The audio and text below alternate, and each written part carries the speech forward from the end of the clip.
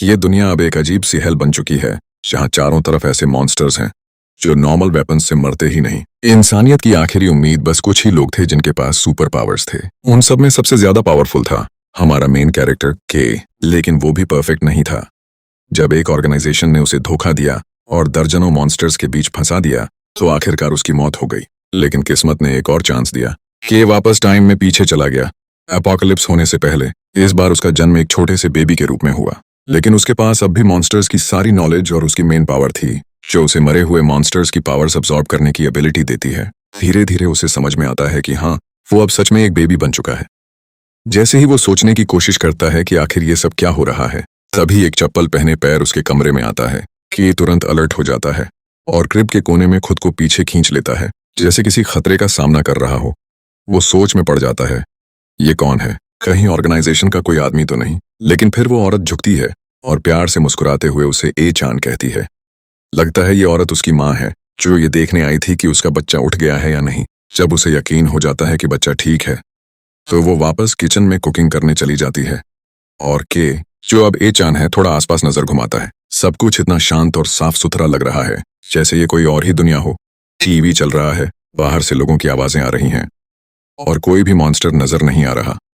ये एक पीसफुल ईरा है, और जब वो खुद को यहाँ एक बेबी के रूप में देखता है, तो उसे समझ आता है कि शायद उसका रिइंकार्नेशन हो गया है। वो अब एक ऐसी दुनिया में है जहाँ कैटास्ट्रोफी कभी हुई ही नहीं।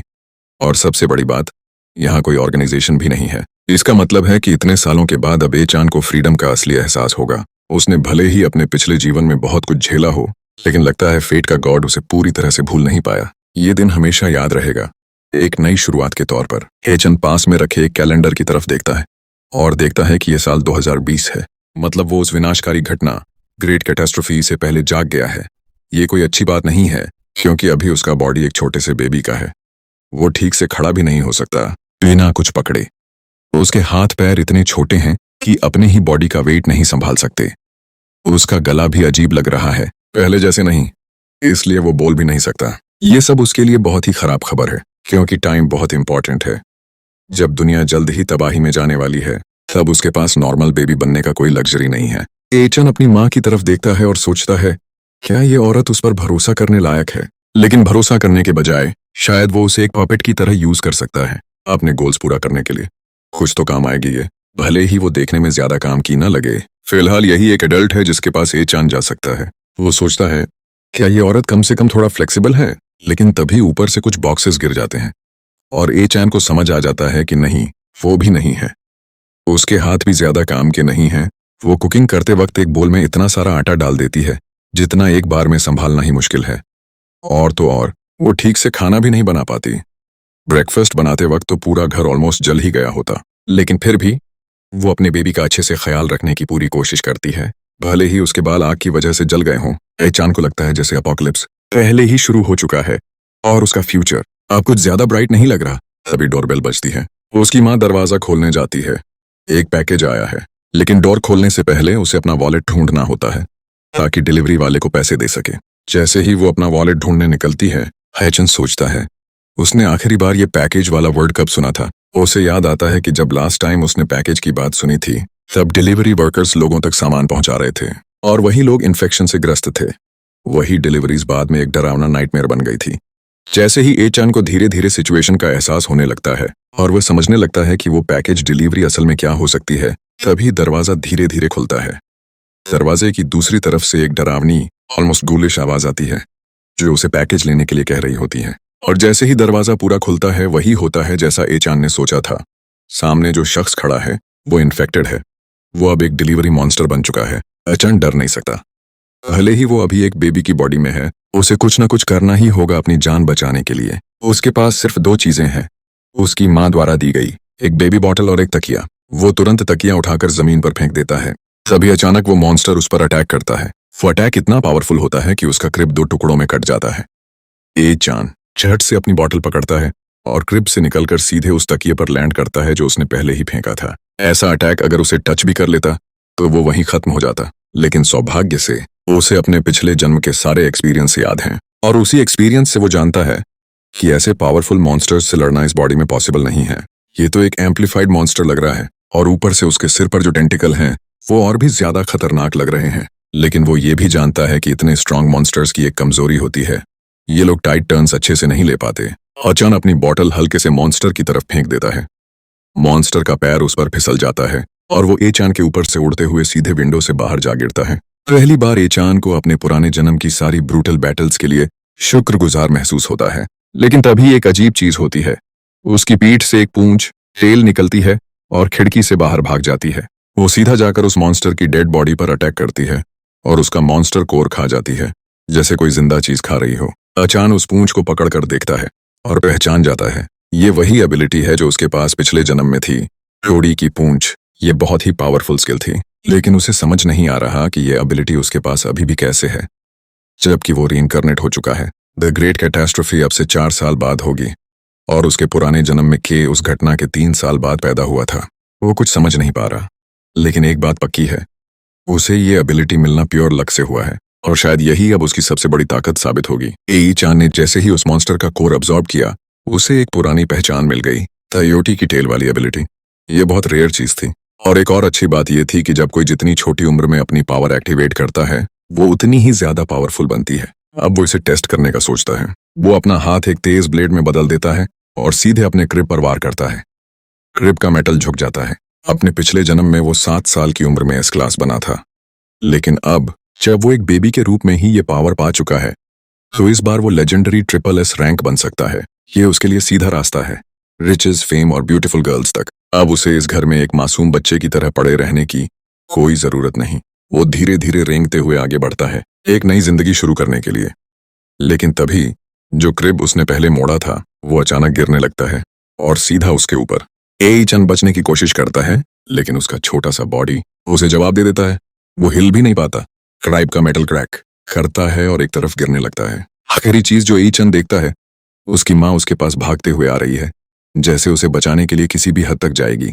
उसे अपना पिछला जन्म याद आता है और वो क्रूर मास्टर जिसने उसे सरवाइव करने के लिए बहुत गंदे काम करने पर मजबूर किया था। उसने एई-चान को कुत्ते का खाना तक खाने को कहा, यह साबित करने के लिए कि वो सिर्फ ऑर्गेनाइजेशन का पालतू है। एई-चान गुस्से में अपने दांत पीसता है, ये सोचकर कि उसे एक डॉग की तरह ट्रीट किया गया। थोड़ी देर बाद उसकी आंख खुलती है। धूप उसके चेहरे पर पड़ रही होती है। लगता है वो ब्लैकआउट हो गया था उस मॉन्स्टर को हराने के बाद। वो धीरे से उठने की कोशिश करता है और देखता है उसकी माँ पास ही बैठी है और किसी किताब में कुछ लिख रही है। लगता है उसी ने उसे बचाया। लेकिन अब एक नया सवाल सामने है, आखिर वो बेहोश क्यों हो गया? शायद उस एबिलिटी की ताकत उसकी बॉडी के लिए अभी टू मच थी। उसने सिर्फ 30 सेकंड्स के लिए उसका यूज किया और फिर भी वो पूरी तरह थक कर गिर पड़ा, बिल्कुल डिफेंसलेस हो गया। एई-चान को अब अगर फिर से अपनी पावर यूज करनी है, तो पहले खुद को और ज्यादा स्ट्रांग बनाना पड़ेगा। इसी सोच में डूबा होता है कि तभी उसे अपनी माँ के रोने की आवाज सुनाई देती है। वो देखता है कि उसकी माँ एक बुक पढ़ रही है जो ढेर सारे स्टिकी नोट्स से भरी हुई है। उस बुक के एक पेज पर उसने लिखा है कि कैसे उसने अपना ट्रेजर ऑलमोस्ट खो दिया था। साफ है कि वो एई-चान के बारे में लिख रही है। उसके पीठ पर भी एक बड़ी सी चोट लगी है, शायद एई-चान को बचाते वक्त लगी थी। उसकी पिछली जिंदगी की माँ तो उसे ऑर्गेनाइजेशन को बेचने में 1 सेकंड भी नहीं लगाती, बस थोड़ा सा फायदा मिलने पर। लेकिन ये औरत, उसने खुद को खतरे में डालकर उसे बचाया। एई-चान अपना एक छोटा सा हाथ बढ़ाता है माँ को चुप कराने के लिए। जैसे ही माँ उसके टच को महसूस करती है, वो उसे गोद में उठा लेती है और कसकर गले से लगा लेती है। एई-चान समझ जाता है कि ये औरत अलग है और वो डिसाइड करता है कि अभी के लिए उसे यहीं रुकना चाहिए। लेकिन टाइम बहुत कम है। इस दुनिया में सब कुछ 1 हफ्ते से भी पहले बदलने वाला है। अगला मॉन्स्टर शायद रास्ते में ही है और एई-चान को अब सिर्फ 30 सेकंड तक नहीं, उससे कहीं ज्यादा देर तक फाइट करने लायक बनना होगा ताकि वो अपना नया घर बचा सके। अपार्टमेंट के बाहर एक विंडो क्लीनर अचानक दर्द से कांप उठता है। उसकी आंखों, मुंह और नाक से नीली स्लाइम बाहर निकल रही होती है। वो स्लाइम नीचे बहती हुई ड्रेन पाइप्स में घुस जाती है, किसी खास जगह की ओर। उधर एई-चान अपने अगला कदम सोच रहा होता है, तभी उसकी माँ कुछ लेकर आती है, एक रेड ब्लैंकेट में ढका हुआ। जैसे ही माँ वो चादर हटाती है, अंदर एक डॉग होता है जो पिंजरे में बंद है। माँ ने वो डॉग उनके पड़ोसी से लिया ताकि एई-चान के पास एक कंपेनियन हो। एई-चान उसे पहचान जाता है। ये वही डॉग है जिसे वो अपने पास्ट लाइफ में जानता था। वो बहुत खतरनाक था और एई-चान ने कभी नहीं सोचा था कि वो उसे फिर से देखेगा। वैसे डॉग एक बेबी के लिए बहुत बड़ा है। प्लेमेट तो बिल्कुल नहीं लगता, लेकिन शायद ये बात एई-चान के लिए अच्छी साबित हो। एई-चान की माँ थोड़ी सी उलझी हुई टाइप की है, लेकिन अब लग रहा है कि जरूरत पड़ने पर वो काम की भी साबित हो सकती है। अगर एई चान इस डॉग को सही से ट्रेन करे तो ये आगे चलकर एक स्ट्रॉन्ग एलाई बन सकता है।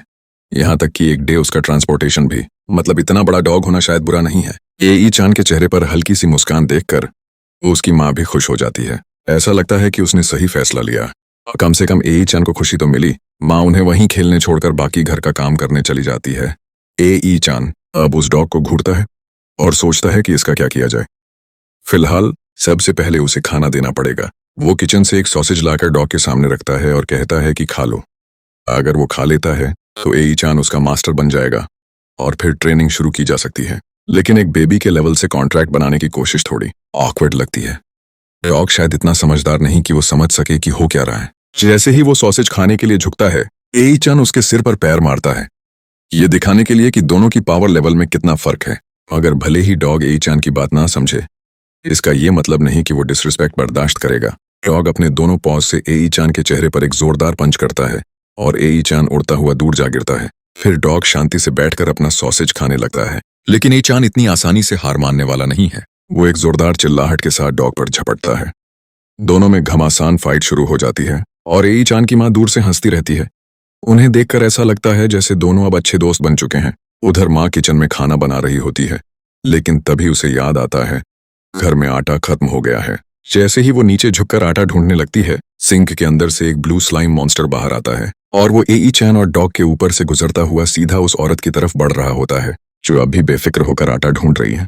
स्लाइम मॉन्स्टर हवा में उठा और सीधा एई चान की माँ की तरफ अटैक करने चला गया। लेकिन डॉग फटाक से एक्टिव हो गया और उससे पहले कि वो कुछ कर पाता, डॉग दौड़कर उसकी माँ को धक्का देकर किचन के सिंक के नीचे वाले कबोर्ड में गिरा देता है। शुक्र है कि उसकी माँ को कुछ पता ही नहीं चला कि उसके पीछे क्या हो रहा है, जबकि पीछे डॉग और स्लाइम के बीच जोरदार फाइट चल रही थी। एई चान ये पूरा सीन बिना किसी एक्सप्रेशन के देख रहा था, क्योंकि उसे पता था कि ये मॉन्स्टर ज्यादा पावरफुल नहीं है, लेकिन झंझट तो है ही।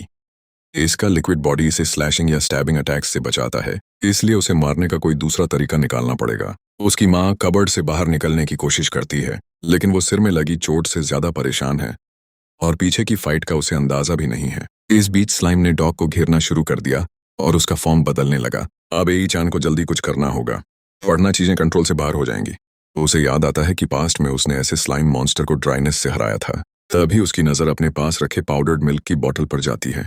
वो बिना टाइम वेस्ट किए बोतल खोलता है और सारा पाउडर स्लाइम पर फेंक देता है। स्लाइम तुरंत पीछे हटता है, सिकुड़ने लगता है और रूम में इधर उधर भागने लगता है। मॉइस्चर लूज होने से वो पैनिक में आ गया था और अजीब तरीके से रिएक्ट कर रहा था। एई चान को मौका मिलते ही वो उसे एक डस्टबिन के नीचे ट्रैप कर देता है। अब लग रहा है कि सब कुछ शांत हो चुका है। डॉग और उसकी माँ दोनों ही किचन काउंटर के पीछे से धीरे से झांकते हैं। तभी अचानक उसकी माँ का हाथ आटे के डिब्बे से लग जाता है और आटा एई चान के माँ और डॉग दोनों के ऊपर गिर जाता है। दोनों पहले से ही कंफ्यूज थे, ऊपर से ये आटा उन्हें और ज्यादा डिसोरिएंटेड कर देता है। माँ जल्दी से भागती है खुद को साफ करने के लिए, ताकि आटा उसके कपड़ों पर स्टेन न कर दे। एई चान मीनवाइल काफी सेटिस्फाइड है कि उसने एक मॉन्स्टर को पकड़ लिया। स्लाइम का लिक्विड एक नेचुरल मॉन्स्टर रिपेलेंट की तरह काम कर सकता है, यानी अगर वो इसे खिड़कियों पर फैला दे तो बाकी मॉन्स्टर्स उस एरिया में आने से डरेंगे। अचानक डस्टबिन हिलने लगता है और चुप्पी का फायदा उठाकर स्लाइम नीचे से छलांग मारकर बाहर आ जाता है। वो भागने की कोशिश करता है, लेकिन डॉग उससे पहले ही सामने आ जाता है। एई चान भी तुरंत दौड़ता है उसे फिर से ट्रैप करने के लिए, लेकिन इस बार स्लाइम तेजी से फिसलकर बाहर निकल जाता है। जाने से पहले वो दोनों को मिडल फिंगर दिखाता है और खिड़की से बाहर निकल जाता है। वो स्लाइम खुद चलकर इनके घर आया, उथल पुथल मचाई और अब ऐसे ही भागने की हिम्मत कर रहा है। कमजोर है, लेकिन एटीट्यूड जरूरत से ज्यादा है और यही चीज एई चान और उसके डॉग को ज्यादा इरिटेट करती है। एई चान पास में पड़ा एक अम्ब्रेला उठा लेता है जैसे कोई वेपन हो और डॉग की पीठ पर चढ़ जाता है जैसे वो उसका ट्रस्टेड स्टीड हो। अब उस मॉन्स्टर को भागने नहीं दिया जा सकता। नीचे बिल्डिंग के ग्राउंड फ्लोर पर पहुंचते ही वो स्लाइम एक बिल्डिंग की छत पर बैठा दिखता है। वहां से वो अपनी स्लाइम लिक्विड नीचे चलते हुए एक लड़की के सिर पर गिरा देता है। लड़की ऊपर देखती है और तभी स्लाइम उस पर छलांग लगाकर उसे निगलने की कोशिश करता है। एई चान और उसका डॉग तुरंत एक्शन में आ जाते हैं। एई चान जानता है कि अकेले उसकी ताकत काफी नहीं होगी, लेकिन अगर वो स्लाइम को लड़की को एब्जॉर्ब करने दे तो पूरा एरिया खून की नदी बन जाएगा। ऐसा मंजर उसने अपनी पास्ट लाइफ में बहुत देखा है। डॉग की स्पीड ही उन्हें बचा सकती है। वो तेजी से दौड़ता है, लड़की के ऊपर से छलांग लगाता है और एई चान अम्ब्रेला खोलकर स्लाइम की बारिश को रोक लेता है। लेकिन स्लाइम हार मानने वाला नहीं है। वो अम्ब्रेला से उछलकर इस बार सीधा एई चान और डॉग को टारगेट करता है। एई चान को पता है कि उसके पास बस एक चांस है अपनी पावर यूज करने का। वो अपनी फुल ताकत से एक एनहांस्ड पंच मारता है। एक ही झटके में स्लाइम को चीर कर रख देता है। स्लाइम वहीं एक्सप्लोड हो जाता है और उसका लिक्विड चारों तरफ बिखर जाता है। लड़ाई खत्म हो चुकी है। एई चान और उसका डॉग छतरी पकड़े खड़े हैं, विक्टोरियस। शुक्र है एई चान वक्त पर पहुंच गया और लड़की को स्लाइम का शिकार बनने से बचा लिया। लेकिन उसने एई चान को अपनी पावर्स इस्तेमाल करते हुए देख लिया और उसके चेहरे पर साफ डर झलक रहा था। एक पल भी बिना गवाए वो लड़की वहां से दौड़ जाती है, बिना पीछे देखे। उसके डर को समझा जा सकता है क्योंकि जो सीन उसने देखा वो किसी के लिए भी शॉकिंग होता। लेकिन अब असली चैलेंज है ये सारी गंदगी साफ करना। एई चान के डायपर के पीछे से उसकी टेल बाहर आती है और सड़क पर फैले स्लाइम को अब्जॉर्ब करने लगती है। लगता है इस टेल के पास किसी दूसरे मॉन्स्टर की एबिलिटी को अब्जॉर्ब करने की ताकत है। उसकी पास्ट लाइफ में के सिर्फ तब किसी नई पावर को ले सकता था जब वो पुरानी वाली को छोड़ देता। लेकिन अब टेल बिना कुछ छोड़े सीधे स्लाइम की पावर को खींच रही है। वो टेस्ट करने के लिए हाथ में एक स्लाइम बॉल बनाता है और सच में लगता है कि दोनों पावर्स साथ में काम कर रही हैं। पहले की एबिलिटीज कम स्विच करता था ताकि ऑर्गेनाइजेशन को शक न हो, लेकिन वही हेजिटेशन उसकी हार की वजह बनी थी। अब जो टेल खुद इवॉल्व कर रही है वो बहुत ही अजीब और नई बात है। शायद ये सब उसकी उम्र की वजह से हो रहा है। जितनी कम उम्र में कोई एबिलिटीज डेवलप करता है उतनी ही ज्यादा ताकत और अडेप्टेबिलिटी आती है। के ने अपनी पिछली जिंदगी में 10 साल की उम्र में पावर पाई थी, लेकिन उससे छोटे जितने भी बच्चे थे वो सभी मॉन्स्टर के टॉक्सिन्स को सरवाइव नहीं कर पाए और मर गए। अब एई चान उन सबसे भी छोटा है, मतलब उसका ग्रोथ पोटेंशियल लिमिटलेस हो सकता है। सोचते सोचते तो उसका डॉग उसे घर वापस ले आता है। एई चान अपने वफादार स्टीड की पीठ से नीचे उतरता है और अपनी स्लाइम पावर से पूरे घर के चारों ओर एक बैरियर बना देता है, जिससे कोई भी मॉन्स्टर अब वहां आने की हिम्मत न कर सके। लेकिन सिर्फ इतना करने में ही उसकी सारी एनर्जी ड्रेन हो जाती है। इतनी एग्जॉस्शन के बाद ना तो वो कोई नई पावर अब्जॉर्ब कर सकता है और ना ही अपनी करंट एबिलिटी को सही से इस्तेमाल कर सकता है। उसकी स्टेमिना अभी बहुत कम है, लेकिन कम से कम फिलहाल उसे आगे की टेंशन नहीं लेनी चाहिए, क्योंकि स्लाइम बैरियर की वजह से अब शायद ही कोई मॉन्स्टर उन्हें डिस्टर्ब करने आए। एई चान थकान से जमीन पर गिर जाता है और तभी डॉग उसके पास आता है, आंखों में बदले की आग लिए हुए। लगता है कि अब वो बदला लेने वाला है उस बेइज्जती का जो सुबह हुई थी। डॉग धीरे से एई चान को उसकी शर्ट की गर्दन से उठाता है और एक पल के लिए एई चान को लगता है कि अब वो डॉग फूड बनने वाला है। उधर अपार्टमेंट में उसकी मम्मी शावर से बाहर आती है, पूरी तरह से साफ। जो आटे का तूफान पहले हुआ था वो अब बीते जमाने की बात है।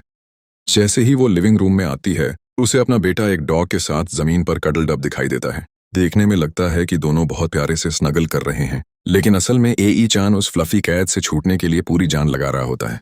कई घंटे बाद एई चान आखिरकार खुद को आजाद करता है और अपार्टमेंट की प्रोटेक्शन में लग जाता है। वो विंडोज, फेंस और ड्रेनेज पाइप्स को स्पेशल स्लाइम से कोट कर देता है। अब अगर कोई बड़ा डिजास्टर भी घर को हिट करे तो भी कुछ समय के लिए सब सेफ रहेगा। इस सब के दौरान एई चान को अपनी सऊदी टेल की करंट हालत का भी पता चलता है। पहले वाली लाइफ में वो एक बार में सिर्फ एक एबिलिटी रख सकता था, लेकिन अब टेल एक साथ 4 एबिलिटी स्टोर कर सकती है। फिलहाल वो टाउडी टेल और स्लाइम पावर्स दोनों यूज कर सकता है, लेकिन सिर्फ 30 सेकंड्स तक। किसी बड़े डिजास्टर के लिए उसे और भी ज्यादा तैयारी करनी पड़ेगी। अपोकलिप्स के टाइम पर किसी भी सर्वाइवर के लिए सबसे जरूरी चीज होती है सप्लाईज। डिजास्टर के बाद सबसे ज्यादा लोग मॉन्स्टर्स से नहीं बल्कि स्टारवेशन से मरे थे। जब सप्लाई चेन टूट गई थी तब लोग खाने के लिए एक दूसरे से लड़ने लगे थे। अगर कोई शख्स शुरू में ही अपना स्टॉक जमा कर ले तो वो न सिर्फ कॉन्फ्लिक्ट से बच सकता है बल्कि दूसरों को भी अपने साइड में ला सकता है। एई चान को भी ये काम जल्दी करना होगा, लेकिन प्रॉब्लम ये है कि वो अभी एक बेबी है। सुपरमार्केट्स पहले से ही भरे होते हैं और जल्दी ही वहां मॉन्स्टर्स भी दिखने लगेंगे। अगर एक भी आदमी इन्फेक्टेड हो गया तो डिजीज पूरे एरिया में फैल जाएगी।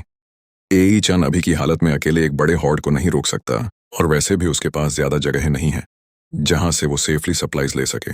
जैसे ही एई चान फ्यूचर में सप्लाईज लाने के बारे में सोच रहा होता है तभी लिविंग रूम की टेबल पर रखा उसकी माँ का फोन बजता है। वो जाकर देखता है कि कौन है और लैंडलॉर्ड के ग्रुप चैट से लगातार मैसेजेस आ रहे हैं।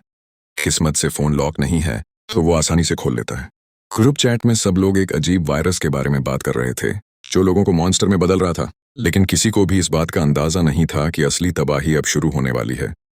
एई चान को तो सब पहले से पता है और वो सोचता है कि क्यों ना सबको थोड़ा जागरूक किया जाए। वो जल्दी से एक नया अकाउंट बनाता है और ग्रुप में घुस जाता है। वहां वो लोगों को सचेत करता है कि बहुत बड़ी तबाही आने वाली है और अगर समय रहते खाना पानी और जरूरी सामान स्टोर नहीं किया तो सब बर्बाद हो जाएगा। वो बहुत केयरफुली और स्मार्टली उन्हें समझाने की कोशिश करता है, लेकिन किसी को भी उस पर भरोसा नहीं होता क्योंकि उसका अकाउंट नया है, प्रोफाइल फोटो भी नहीं है सब उसे ट्रॉल समझ लेते हैं। बेबी होते हुए उसके पास करने के लिए बहुत कम रास्ते हैं। ऑनलाइन फोरम भी बेकार ही साबित हो रहे हैं। इस स्पीड से अगर सब चलता रहा तो सब लोग मर जाएंगे।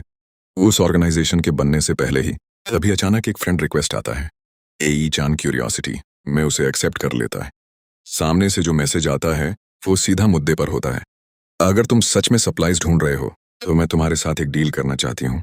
यूजर नेम है हॉट और ये नाम एई चान को कुछ जाना पहचाना लगता है।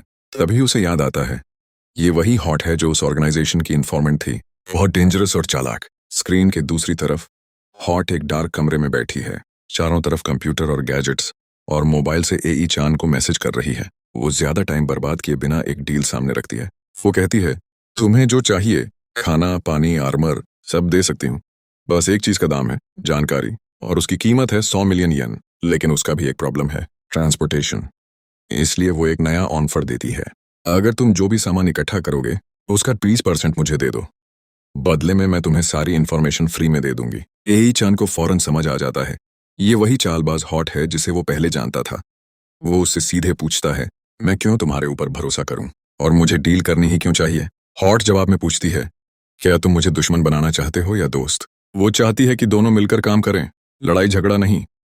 एई चान थोड़ी देर सोचता है, फिर पूछता है, ठीक है, सामान लेने कहाँ जाना होगा? हॉट बताती है कि उसने एक पिंक लेटर नीचे अपार्टमेंट बिल्डिंग के मेल बॉक्स में रख दिया है। अभी ऑर्गेनाइजेशन बनी नहीं है तो वो किसी पावरफुल पोजीशन में नहीं है, लेकिन फिर भी बहुत खतरनाक है। वो लोगों को मैनिपुलेट करने के लिए इंफॉर्मेशन का इस्तेमाल करती है और एई चान को पता है कि ये सब ट्रैप है, लेकिन इस बार वो शिकार नहीं बनने वाला। वो खुद उसे उल्टा फंसाएगा। फिलहाल उसे आराम करना जरूरी है। वो 2 घंटे की नींद लेता है ताकि उसकी स्टैमिना रिचार्ज हो जाए। 2 hours later. एई चान जानता है ये सब सिर्फ एक ट्रैप है उसकी आइडेंटिटी जानने के लिए। वो डॉग की मदद से नीचे जाने की सोचता है क्योंकि एलिवेटर में कैमरा लगे हैं। प्रॉब्लम ये है कि सीढ़ियां उसके लिए बहुत बड़ी हैं, इसलिए उसे फिर से अपने उस मूडी डॉग की जरूरत पड़ेगी। वो जाकर डॉग की टेल खींचता है और बदले में डॉग उसे टेल से ही उड़ा देता है। एई चान के गाल लाल हो जाते हैं। फिर भी वो किचन से डॉग ट्रीट्स ले आता है और जैसे ही ट्रीट्स उसकी नाक के पास आते हैं डॉग रेडी हो जाता है। एई चान उसे राइड करके नीचे मेल बॉक्सेस तक पहुंचता है। वहां उसे वो पिंक लेटर दिखता है, लेकिन कैमरा भी है। वो अपनी स्लाइम पावर्स यूज करता है और पूरे एरिया को स्कैन करता है। उसे वहां 3 हिडन कैमरेज और मिलते हैं जो हॉट ने सेटअप किए हैं। हॉट अपने कमरे में बैठी कैमरा फीड देख रही होती है, एक्सपेक्टिंग कि कोई इडियट उसकी ट्रैप में फंसेगा, लेकिन उसे सिर्फ एक डॉग दिखता है। असल में एई चान डॉग के पीछे छुप के लेटर रीड कर रहा होता है। वो बिना दिखे इन्फो लेकर वहां से निकल जाता है। फ्लायर में लिखा है कि पास के एक सुपरमार्केट में क्लियरेंस सेल है। हॉट उसको लगातार मैसेज कर रही है, तुम कौन हो? एई चान उसे टीज करता है, अगर 100 मिलियन येन दोगी तो बता दूंगा। गुस्से में आकर हॉट एक्टिवेट करती है एक स्पाइडर सर्वेलेंस बॉट, लेकिन जैसे ही वो एई चान और डॉग के पास पहुंचता है एई चान की मां अपनी फ्लफी स्लिपर्स से उसे कुचल देती है। $30 मिलियन का रोबोट 1 सेकंड में खत्म। हॉट रोती है, लेकिन पता चलता है कि ऑडियो फंक्शन काम कर रहा है। वो माइक से धमकी देती है, पर सामने वाले उसे सुन ही नहीं पा रहे। असल में एई चान की मां अपने बेटे से बात कर रही होती है और हॉट खुद से ही बात करती रह जाती है। वो डेस्परेटली अपने कॉन्टैक्ट्स से पता लगाने की कोशिश करती है कि ये मिस्टीरियस बंदा कौन है, लेकिन उसे कुछ नहीं मिलता। एई चान को उसकी मां गोदी में उठाकर वापस ऊपर ले जाती है। इस बार वो उसे डांटती नहीं, क्योंकि उसे लगता है कि डॉग ने दरवाजा खोला और एई चान नींद में क्रॉल करता हुआ बाहर आ गया। अब हॉट सप्लाई और इन्फो दोनों फ्री में देने को तैयार हो जाती है, लेकिन सबसे पहले एई चान को ये सोचना है कि सुपरमार्केट तक पहुंचे कैसे। उसने एक फ्लायर टेबल पर छोड़ दिया था ताकि उसकी मम्मी देखे, लेकिन उसने अब तक उस पर ध्यान ही नहीं दिया। एई चान उसे सीधे ये नहीं बता सकता कि दुनिया खत्म होने वाली है, लेकिन कुछ तो करना पड़ेगा। वो सोच ही रहा था कि तभी उसे मम्मी की बात सुनाई देती है, घर में बस 5 दिन का दूध बचा है। एई चान के दिमाग में तुरंत एक प्लान आता है। वो टेबल पर रखा दूध का ग्लास गिरा देता है और फिर खुद को ऐसे दिखाता है जैसे अब भी सो रहा हो। मम्मी जैसे ही आवाज सुनकर आती है और दूध साफ करने लगती है, तभी उसकी नजर टेबल पर पड़े सुपरमार्केट के फ्लायर पर जाती है। वो उसे उठाकर देखने लगती है और सोचती है कि शायद वहां एक बार जाकर देख लेना चाहिए। प्लान परफेक्ट काम करता है। जिस दिन वेयर हाउस जाने का टाइम आता है, मम्मी एई चान को पिंक कपड़ों में सजा देती है, जो उसे बिल्कुल भी पसंद नहीं आता। घर पर डॉग को अच्छा खासा खाना देकर छोड़ दिया जाता है। जब वे सुपरमार्केट पहुंचते हैं, मम्मी अंदर जाने ही वाली होती है कि एक सिक्योरिटी गार्ड दौड़कर आता है और पूछता है, मैडम आप यहाँ क्या कर रही हैं?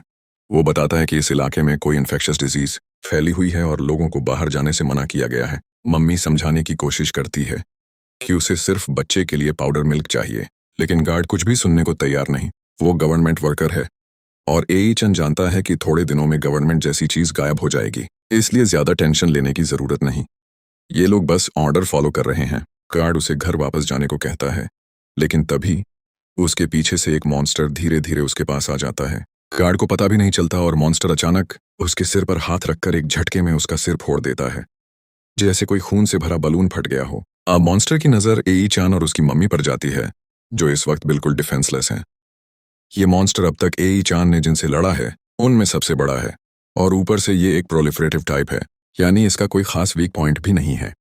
एई चान को अपनी ताकत छुपानी है, लेकिन अगर वो अभी पावर यूज नहीं करता तो वो और उसकी माँ दोनों यहीं मर जाएंगे।